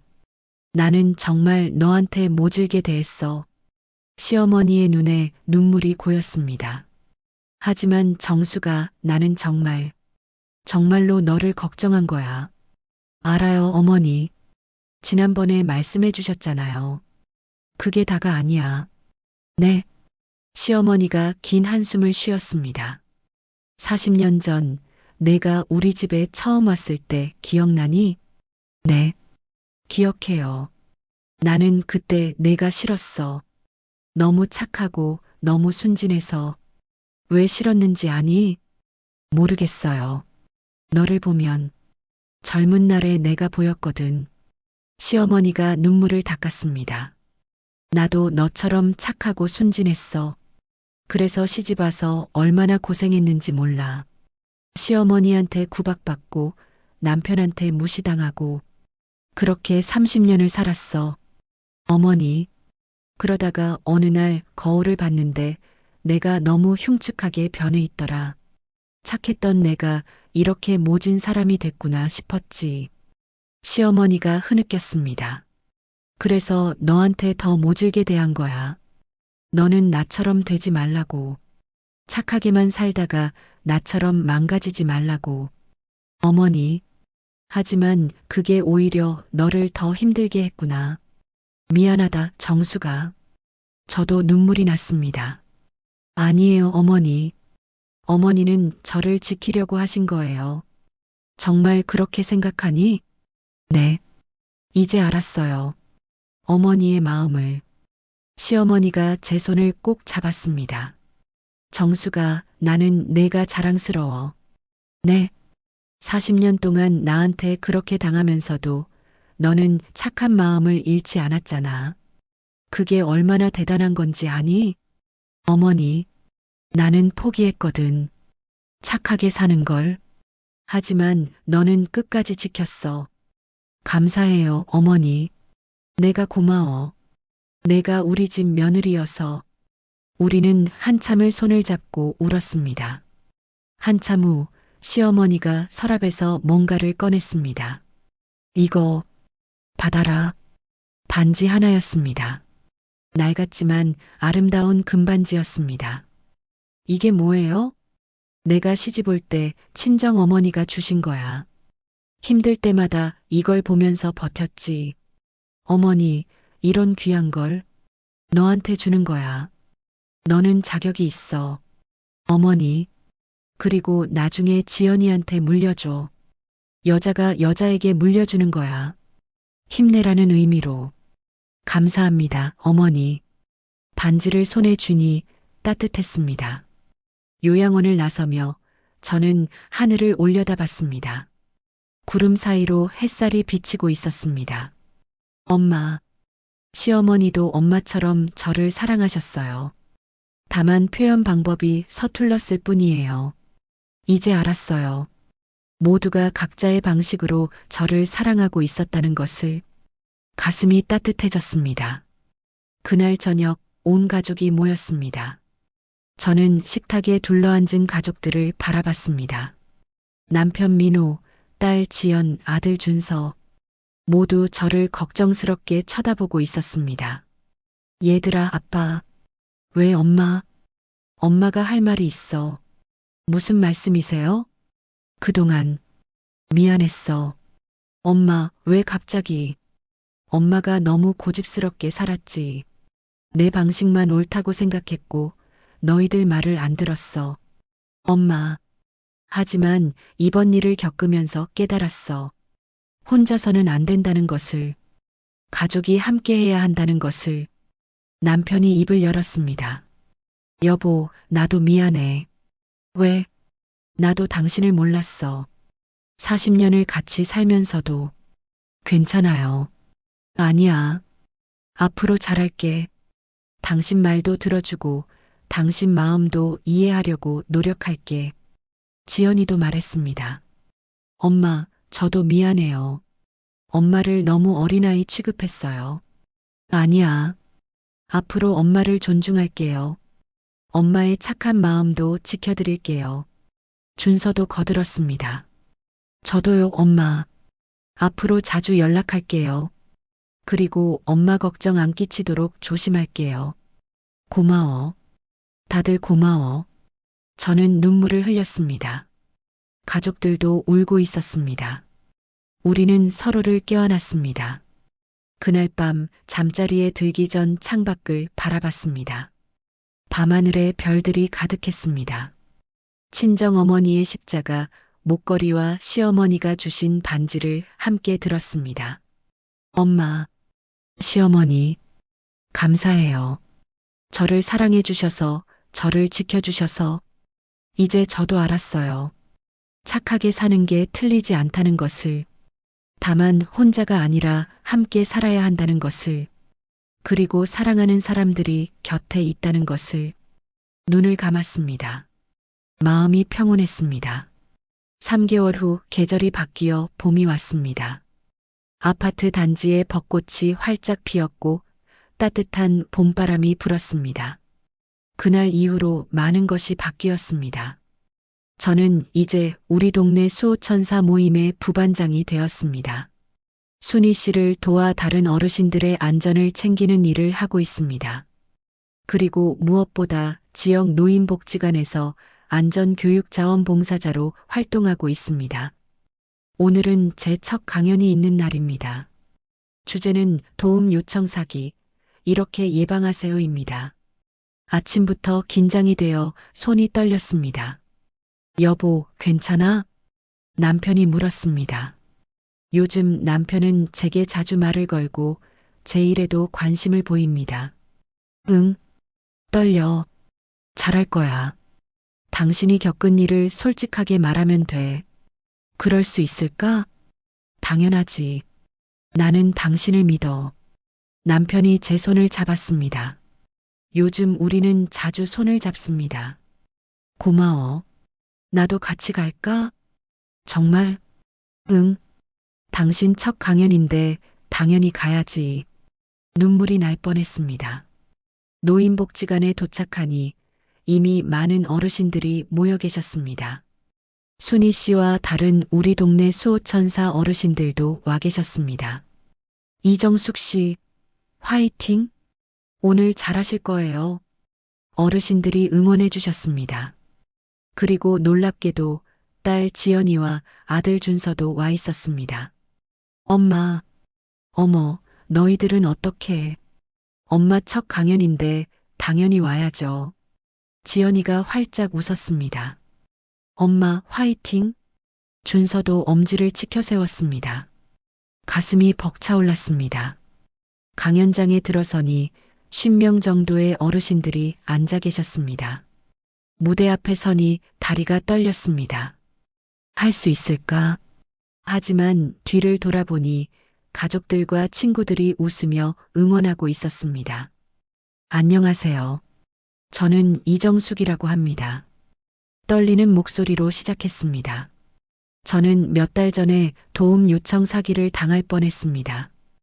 오늘은 그 이야기를 나누려고 합니다. 그리고 제 경험을 솔직하게 이야기했습니다. 길에서 만난 남자, 봉고차, 협박 문자들, 그리고 마지막 위기까지 어르신들은 숨죽이며 들으셨습니다. 저는 평생 착하게 살려고 노력했습니다. 친정어머니가 그렇게 가르치셨거든요. 친정어머니 이야기를 할 때는 목이 메었습니다. 하지만 요즘 세상은 착한 마음만으로는 부족합니다. 지혜도 필요합니다. 그리고 예방 방법들을 설명했습니다. 첫째, 모르는 사람의 부탁은 정중히 거절하세요. 둘째, 도와주고 싶으면 직접 돕지 말고 119나 경찰에 연락하세요. 셋째, 혼자 다닐 때는 사람 많은 곳으로 다니세요. 넷째, 항상 휴대폰을 충전해 두고 비상 연락망을 저장하세요. 다섯째, 가족과 이웃에게 자주 연락하세요. 그리고 마지막으로 덧붙였습니다. 하지만 가장 중요한 것은 혼자가 아니다는 것을 기억하는 것입니다. 저는 가족이 있었고, 이웃이 있었고, 경찰이 있었습니다. 그래서 위기를 극복할 수 있었습니다. 여러분도 혼자가 아닙니다. 서로 돕고 서로 지키면서 살아갑시다. 강연이 끝나자 박수가 터져 나왔습니다. 강연이 끝나고 많은 어르신들이 저에게 다가왔습니다. 이정숙 씨, 정말 감동적이었어요. 저도 비슷한 경험이 있었는데 오늘 강연 듣고 큰 도움이 됐어요. 앞으로도 자주 강연해 주세요. 한 분 한 분과 악수를 나누며 이야기를 들었습니다. 가족들도 다가왔습니다. 엄마, 정말 멋있었어요. 지연이가 저를 껴안았습니다. 엄마, 자랑스러워요. 준서도 눈물을 글썽이며 말했습니다. 잘했어, 여보. 남편도 어색하게 웃으며 제 어깨를 두드렸습니다. 고마워. 다들 고마워. 저도 눈물을 흘렸습니다. 강연을 마치고 집에 돌아오니 요양원에서 전화가 왔습니다. 며느님, 어머님께서 전화 바꿔달라고 하세요. 네. 정수가? 시어머니의 목소리였습니다. 네, 어머니. 강연 잘했다며? 어떻게 아세요? 민우한테 들었어. 자랑스럽다, 우리 며느리. 감사해요, 어머니. 앞으로도 계속해. 너는 할 수 있어. 네. 열심히 할게요. 사랑한다, 정수가. 저도 사랑해요, 어머니. 전화를 끊고 저는 한참을 서 있었습니다. 시어머니가 사랑한다고 말씀하신 것은 처음이었습니다. 그날 저녁 온 가족이 모여 저녁을 먹었습니다. 제가 정성껏 준비한 음식들이 식탁에 가득했습니다. 엄마, 오늘 정말 수고하셨어요. 건배. 지연이가 주스를 들었습니다. 건배. 모두가 잔을 부딪혔습니다. 식사를 하는 동안 가족들의 웃음소리가 끊이지 않았습니다. 엄마, 다음 강연은 언제예요? 다음 주에 또 있어. 저도 갈게요. 나도 갈게. 남편까지 거들었습니다. 얘들아, 아빠. 고마워. 정말. 뭐가 고마워요? 당연한 거죠.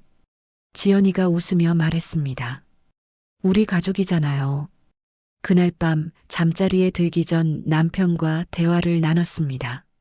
여보. 응? 고마워. 오늘 강연장에 와줘서. 당연한 거지. 앞으로도 계속 갈 거야. 정말? 응. 나는 당신이 자랑스러워. 남편이 제 손을 잡았습니다. 40년 동안 당신한테 잘 못해줘서 미안해. 괜찮아요. 아니야. 괜찮지 않아. 앞으로 남은 40년은 잘할게. 여보. 사랑해, 여보. 나도 사랑해요. 우리는 서로를 껴안았습니다. 40년 결혼 생활에서 처음으로 진심으로 사랑한다는 말을 나눴습니다.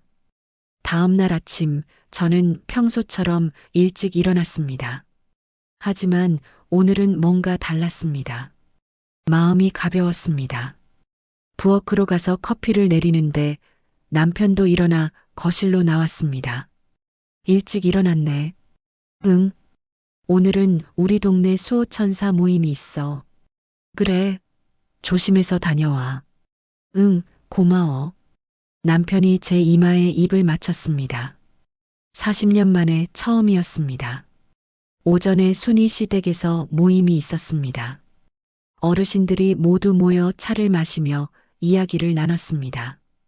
이정숙 씨, 어제 강연 정말 감동적이었어요. 맞아요. 우리 동네 자랑이에요. 앞으로 우리 동네에서 사기 사건 없을 거예요. 이정숙 씨가 지켜주시니까 어르신들이 칭찬해 주셨습니다. 아니에요. 다들 함께 지켜야죠. 맞아요. 우리가 서로 지키는 거예요. 순희 씨가 말했습니다. 그래서 오늘 의논할 게 있어요. 우리 동네 수호천사 활동을 더 확대하면 어떨까요? 좋은 생각이에요. 다른 동네 어르신들도 초대해서 같이 활동해요. 그리고 정기적으로 안전 교육도 하고요. 모두가 찬성했습니다. 새로운 계획들이 쏟아져 나왔습니다. 점심을 먹고 집에 돌아오니 딸 지연이에게서 전화가 왔습니다. 엄마, 왜 무슨 일이야? 엄마, 제가요. 응? 임신했어요. 순간 심장이 멎는 것 같았습니다. 정말? 네. 방금 병원에서 확인했어요. 어머, 우리 딸. 축하해. 눈물이 쏟아졌습니다. 엄마가 안전 교육하시는 거 보고 용기를 얻었어요. 이제 아이를 낳아도 안심할 수 있을 것 같아요. 엄마가 지켜주실 거니까. 그럼 엄마가 꼭 지켜줄게. 사랑해요, 엄마. 나도 사랑해, 우리 딸. 전화를 끊고 저는 한참을 서서 울었습니다. 행복의 눈물이었습니다. 그날 저녁 손주 소식을 축하하기 위해 온 가족이 모였습니다. 식탁 위에는 제가 준비한 음식들이 가득했고 가족들의 얼굴에는 웃음이 가득했습니다. 축하해, 지연아. 누나, 축하해. 우리 딸 정말 잘했어. 남편도 기뻐하며 딸을 안았습니다. 엄마, 아이 이름은 엄마가 지어주세요. 정말? 네. 엄마가 지어주신 이름이면 아이가 엄마처럼 착하고 지혜로운 사람으로 자랄 것 같아요. 고마워, 우리 딸. 식사를 하는 동안 가족들은 아이 이야기로 꽃을 피웠습니다. 남자일까, 여자일까? 여자였으면 좋겠다. 엄마 닮으면 예쁠 텐데. 남자도 좋지. 아빠 닮으면 든든하고. 웃음소리가 집안을 가득 채웠습니다. 주말에 온 가족이 시어머니가 계신 요양원을 방문했습니다. 손주 소식을 전하기 위해서였습니다. 어머니, 어머, 다들 왔네. 시어머니가 환하게 웃으셨습니다. 어머니, 좋은 소식이 있어요. 무슨 소식인데? 지연이가 임신했어요. 정말? 시어머니의 얼굴이 환해졌습니다. 어머, 우리 지연이 축하한다. 감사해요, 할머니. 증손주를 보다니. 이 할미가 얼마나 오래 산 거야. 시어머니가 웃으며 눈물을 닦았습니다. 어머니, 오래오래 사셔야 해요. 아이가 할머니 얼굴 봐야죠. 그럼 봐야지. 이 할미가 버텨야지. 우리는 모두 함께 웃었습니다. 정수가, 네, 어머니. 고마워. 우리 집 며느리가 되어줘서 제가 더 감사해요, 어머니. 시어머니가 제 손을 꼭 잡았습니다. 시간이 흘러 가을이 왔습니다.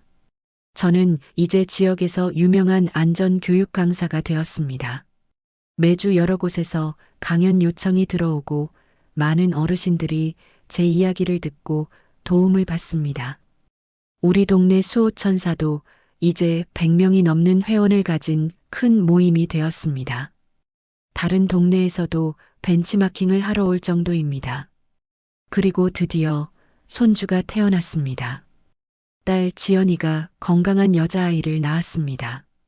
병원에서 처음 손주를 안았을 때 저는 눈물을 흘렸습니다. 엄마, 이름 뭐로 할까요? 희망이. 희망이요? 응. 이 아이가 희망을 주는 사람으로 자랐으면 좋겠어. 그리고 어려운 사람들에게도 희망이 되는 사람으로. 좋아요. 희망이. 박희망. 우리 희망이. 작은 손주가 제 손가락을 꼭 잡았습니다. 엄마, 보고 계시죠? 증손주가 태어났어요. 엄마가 가르쳐 주신 대로 살았더니 이렇게 행복한 날이 왔어요. 크리스마스 날 온 가족이 우리 집에 모였습니다. 시어머니도 요양원에서 나오셔서 함께 하셨습니다. 식탁에는 제가 정성껏 준비한 음식들이 가득했고 크리스마스 트리 아래에는 선물들이 놓여 있었습니다. 자, 모두 건배. 남편이 말했습니다. 우리 가족의 건강과 행복을 위해 건배. 모두가 잔을 부딪혔습니다. 식사를 하는 동안 가족들의 웃음소리가 끊이지 않았습니다. 손주 희망이가 제 품에서 잠들어 있었고 딸과 아들이 옆에 앉아 이야기를 나누고 있었고 남편이 시어머니와 대화를 하고 있었습니다. 이게 바로 행복이구나. 1년이 지났습니다. 저는 이제 지역 안전교육의 상징적인 인물이 되었습니다. 뉴스에도 나오고 신문에도 실렸습니다. 착한 마음을 지키며 지혜롭게 사는 법. 혼자가 아닌 함께. 이정숙 씨의 안전교육. 하지만 무엇보다 소중한 것은 가족입니다. 남편과의 관계도 좋아졌고 아이들과도 자주 연락하고 만납니다. 손주 희망이는 무럭무럭 자라고 있고 시어머니도 건강하십니다. 어느 봄날 오후 저는 공원 벤치에 앉아 있었습니다. 손주 희망이를 유모차에 태우고 산책을 나온 것입니다. 벚꽃이 바람에 흩날리고 있었습니다. 친정어머니의 십자가, 목걸이와 시어머니가 주신 반지를 만지작거렸습니다. 엄마, 시어머니, 보고 계시죠? 제가 이렇게 행복하게 살고 있어요. 착하게 살라는 엄마 말씀 틀리지 않았어요. 다만 혼자가 아니라 함께 살아야 한다는 것을 배웠어요. 옆에서 남편이 커피를 사들고 왔습니다. 자, 여보. 커피. 고마워. 뭐 생각해? 그냥 행복하다는 생각. 나도. 남편이 제 손을 잡았습니다.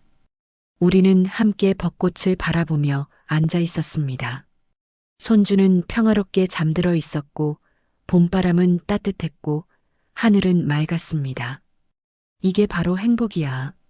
착하게, 지혜롭게, 그리고 함께. 그렇게 사는 거야.